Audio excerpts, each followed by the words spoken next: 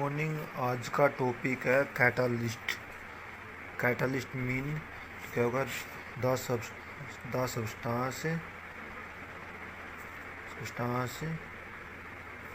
Which change the speed of reaction without any undergoing change are called catalyst.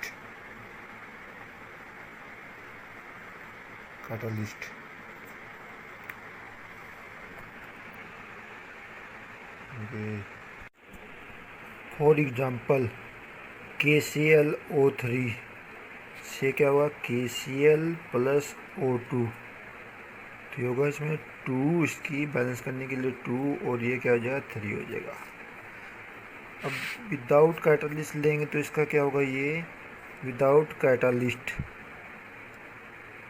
जो ये reaction होगी लगभग 470 degree Celsius के approximate but in catalyst की presence में, जैसे हमने कह लिया 2 KClO3, हमने कह दिया MnO2 मैग्नीज डाइऑक्साइड, ये कैटालिस्ट लिया 2 KCl प्लस 3O2 और जो ये अब होगी लगभग 200 से लेकर 300 डिग्री सेल्सियस के बीच में होगी रिएक्शन ये। तो ये क्या करेगा? उसका increase the temperature and rate of reaction, decrease the temperature and rate of reaction. Clear? तो अब इसके बाद इसके जो का ये तो था कैटालिस्ट। अब है catalysis. The process in which catalysts are used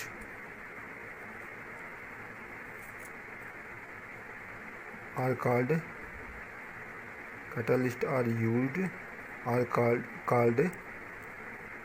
catalysis.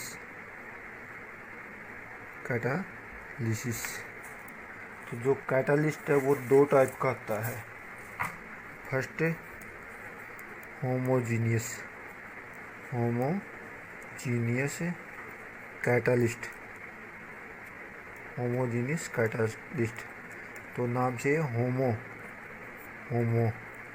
Homo mean same phase मतलब क्या होगा इसमें? रिएक्टेंट की phase, reactant, product and catalyst are same phase. This is called homogeneous catalyst.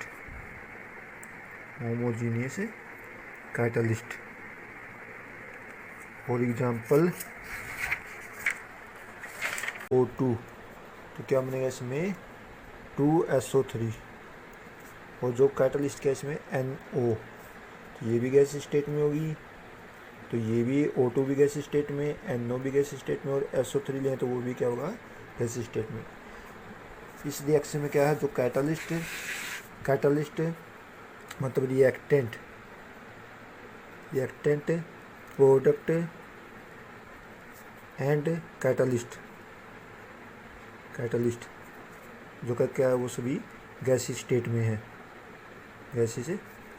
है। सो इसको हम क्या कहेंगे? होमोजीनियस कैटालिस्ट के रूप में लेंगे इसको, और इस प्रोसेस को होमोजीनियस कैटालिस्ट कहेंगे हम। ये तो हो गया एक। और जैसे एक दूसरा है C12H22O11 प्लस H2O। तो क्या करते हैं इसमें? एसिड की प्रेजेंस में तो क्या बनेगा? C6 H12O6, C6H12O6, ये ग्लूकोज होता है, ग्लूकोज, ये फ्रैक्टोज, ये ग्लूकोज है, एक फ्रैक्टोज है। तो इसमें क्या क्या है, ये जो शुगर का जो क्या करते हैं एसिड मीडियम में हाइड्रोलिस करते हैं, तो शुगर क्या है ये भी लिक्विड फॉर्म में होगा, वाटर भी लिक्विड फॉर्म में, जो ये एसिड मीडियम है वो भी एसिड फॉर्म में होगा, जो ग्लूकोज भी लिक्विड फॉर्म में, और ये भी क्या होगा जो फ्रैक्टोज वो भी लिक्विड फॉर्म में। मतलब सभी क्या होगा इसमें रिएक्टेंट, प्रोडक्ट एंड कैटलिस्ट आ चुका है लिक्विड स्टेट, लिक्विड स्टेट। इसको हम क्या कहेंगे होमोजीनियस कैटलिस्ट। क्लियर। अब दूसरा इसमें है हिट्रोजीनियस, हिट्रोजीनियस कैटलिस्ट, कैटलिस्ट। इसमें क्या होगा हिट्रो मीन क्या होगा different, hetero different phase, genius का मतलब क्या होगा फेज। तो इसमें क्या होगा जो रिएक्टेंट, प्रोडक्ट एंड कैटलिस्ट, तीनों क्या होगा डिफरेंट फेज में हो गए। मतलब कैटलिस्ट रिएक्टेंट और प्रोडक्ट से जो अलग फेज में होगा उसको हम क्या कहेंगे हिट्रोजीनियस कैटलिस्ट के नाम से कहेंगे हम। फॉर एग्जांपल जैसे हमने ऊपर लिया था, ये क्या लिया था, जैसे उससे अलग ले रहा हूँ N2+3H2, तो क्या बनेगा इसमें 2NH3। अब जो का N2 ये भी गैस स्टेट में है, H2 भी गैस स्टेट में और अमोनिया भी गैस स्टेट में, और जो मिले थे इसमें आयरन कैटलिस्ट वो क्या था सॉलिड स्टेट में। तो ये क्या हो गया, तो N2 जो का N2, H2 और अमोनिया ये तीनों तो क्या है वो गैस स्टेट में है, गैस स्टेट में। और जो का कैटलिस्ट है वो क्या है इसमें कैटलिस्ट है सॉलिड फॉर्म में। तो ये क्या हो गया डिफरेंट फेज होगी, डिफरेंट फेज होने के कारण इसको हम क्या कहेंगे हम हिट्रोजीनियस कैटलिस्ट के रूप में लेंगे इसको। तो ये था हिट्रोजीनियस कैटलिस्ट। तो ये होगा इसका एक, इसमें जैसे कहते हैं vegetable oil, vegetable oil plus क्या होगा इसमें हाइड्रोजन गैस। तो निकल कैटलिस्ट सॉलिड फॉर्म में होता है, ये गैस है, ये लिक्विड फॉर्म में होता है। और जो क्या होगा वेजिटेबल घी या वेजिटेबल घी, तो ये क्या होता है सॉलिड फॉर्म में। अब जो देखो पहले तो बात तो लिक्विड है, ये गैस है, और अगला क्या है सॉलिड है, और ये क्या है गैस है। तो ये भी क्या होगा डिफरेंट फेज में होगा, डिफरेंट फेज में होने के कारण इसको हम क्या कहें हिट्रोजीनियस कैटलिस्ट के रूप में लेंगे हम। क्लियर। तो ये था हिट्रोजीनियस कैटलिस्ट। तो होगा इसका, और ये तो था उसके फेज के अनुसार। और इससे अलग भी दो कैटलिस्ट अलग टाइप का होता है, उसके हम आगे करेंगे इसमें भी।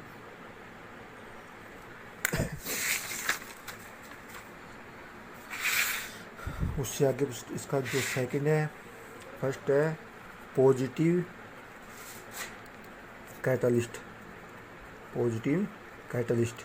इसमें क्या होगी जो रेट ऑफ रिएक्शन है, रेट ऑफ रिएक्शन वो क्या होगी इंक्रीज होगी। जब क्या होगा जो ऐसी प्रोसेस यानी क्या होगी इसमें the substance which increase the rate of reaction are called positive catalyst. तो क्या कहेंगे the catalyst use for increase the rate of reaction are called तो क्या कहेगा इसको पॉजिटिव कैटलिस्ट के रूप में लेंगे इसको। जैसे अभी बताया था मैंने भी 2KClO3 से क्या बनेगा MnO2 से क्या बनेगा इसमें 2KCl प्लस क्या हो जाएगा O2 3O2। तो इसमें क्या है ये रेट ऑफ रिएक्शन को क्या करे ये इंक्रीज करे है, रेट ऑफ रिएक्शन इंक्रीज। तो इसको हम क्या कहें पॉजिटिव कैटलिस्ट कहें जो MnO2 है। क्लियर। अब सेकंड इसमें नेगेटिव कैटलिस्ट, नेगेटिव कैटलिस्ट। तो नेगेटिव कैटलिस्ट क्या होगा जो रेट ऑफ रिएक्शन को क्या कर देगा डिक्रीज कर देगा। रेट ऑफ रिएक्शन क्या होगी इसमें डिक्रीज होगी। ऐसा कैटालिस्ट है जो क्या करेगा, रेट ऑफ रिएक्शन को डिक्रीज करेगा, उसको हम क्या कहेंगे, नेगेटिव कैटालिस्ट। फॉर एग्जांपल जैसे क्या होता है इसमें, जैसे क्या है Na2, तो इसमें Na2SO3 प्लस 1/2O2 से क्या बनेगा, इसमें C2H5OH, तो क्या बनेगा Na2SO4। अब जो इसमें ये इथेनॉल दिया है, इथेनॉल C2H5OH, ये क्या करेगा, इसकी रेट ऑफ रिएक्शन को डिक्रीज करेगा, ये डिक्रीज करेगा। उसके कारण इसको हम क्या कहेंगे, नेगेटिव कैटलिस्ट के रूप में लेंगे हम। तो ये था इसका second type.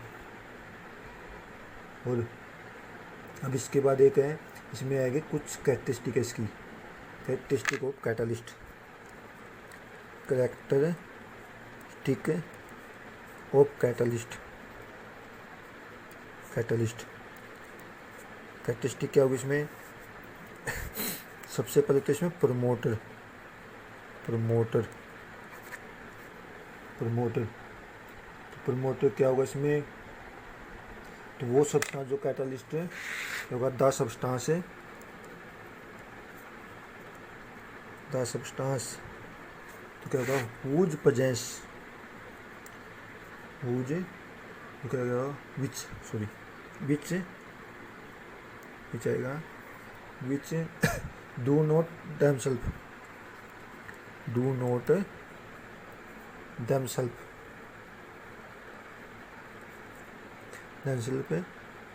act as a catalyst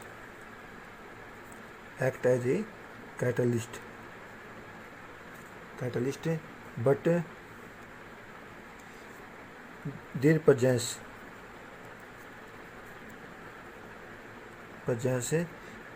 increase the rate of activity, increase the activity of catalyst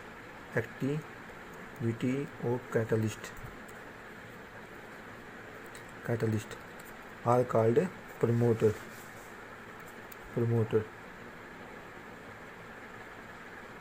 एक और दो बार रिपीट कर देता हूँ, क्या क्या है, the substance which do not themselves act as a catalyst, मतलब कैटलिस्ट का तो काम करेगा नहीं, बट देयर प्रेजेंस, मतलब उसकी प्रेजेंस में जो कैटलिस्ट लिया हमने, उसकी क्या एक्टिविटी को क्या कर देगा, वो इंक्रीज कर देगा, उसको हम क्या कहेंगे, प्रमोटर कहेंगे। फॉर एग्जांपल अब जैसे हमने क्या लिया N2, ऊपर लिया था हमने 3H2, तो क्या था 2NH3। अब इसमें हमने क्या लिया था, Fe कैटलिस्ट लिया था, इसके हम क्या लेते हैं, मोलबिडेनम। तो ये किसका काम करेगा, प्रमोटर का काम करेगा, मतलब उसकी एक्टिविटी को क्या करेगा, ये बढ़ाएगा, प्रमोटर। तो उसको क्या कहेंगे, तो क्या कहें, इसको हमें प्रमोटर कहेंगे, मतलब जो आयरन की जो कैटलिस्ट है, जो उसकी एक्टिविटी को क्या करेगा, ये इंक्रीज करेगा, तो उसको हम क्या कहेंगे, प्रमोटर कहेंगे हम। तो होगा इसका, अब इसका ये तो पॉइजनस था। अब सेकंड पार्ट है इसका,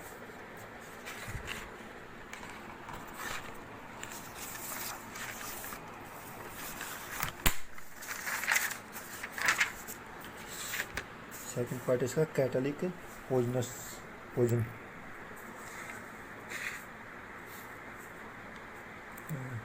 catalytic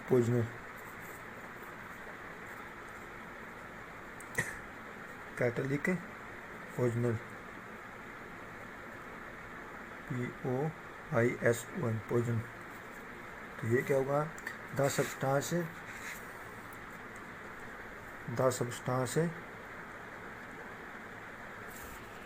which decrease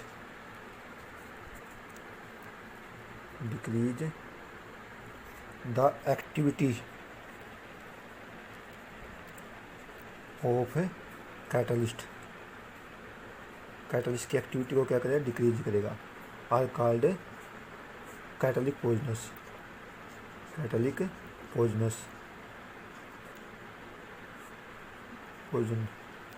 for example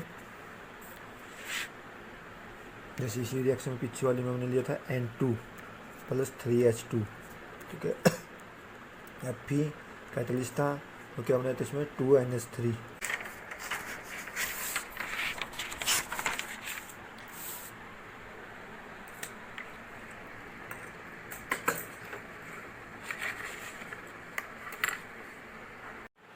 कैटलिक poison the substance which decrease the activity of catalyst, तो क्या करें उसकी एक्टिविटी को कम कर देंगे, आर कॉल्ड कैटलिक पोजन, उसको कैटलिक पोजन के नाम से कहेंगे, मतलब जो एक्टिविटी को डिक्रीज करेगा।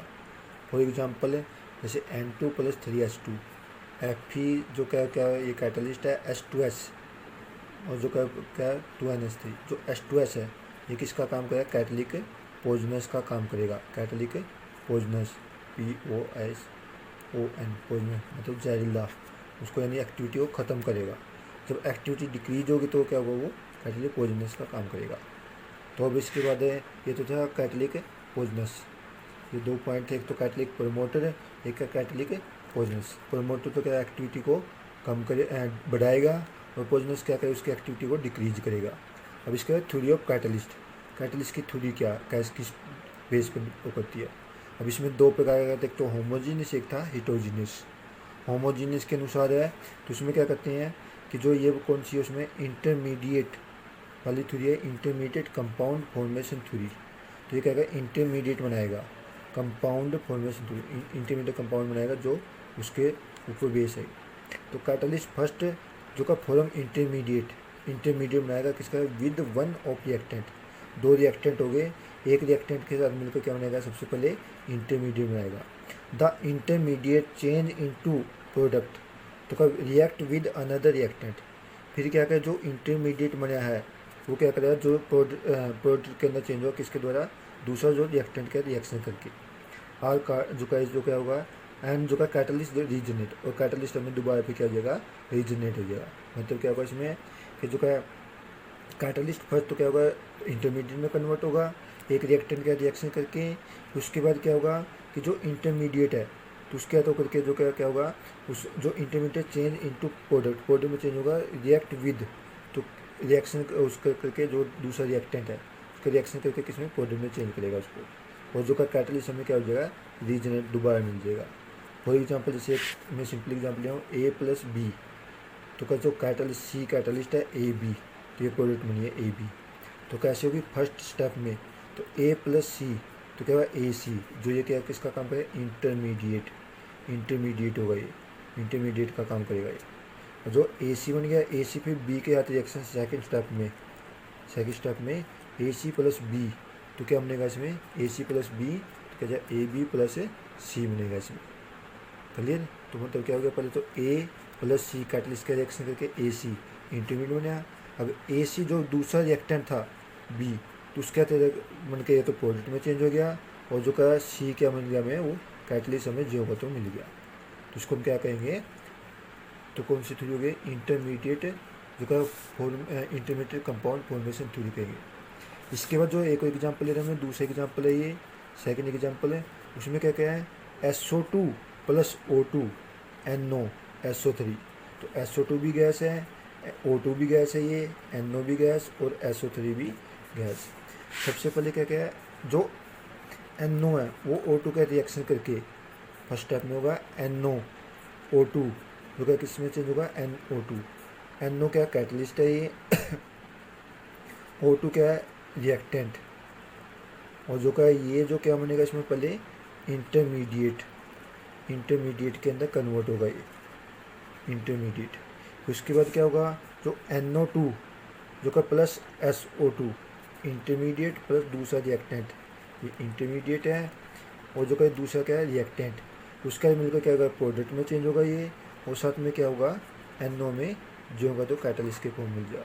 इसमें क्या हुआ है, जो NO2+O2, तो क्या बनेगा 2NO2, तो ये तो पहले क्या हुआ तो ये NO2 इंटरमीडिएट में कन्वर्ट हुआ फर्स्ट स्टेप में।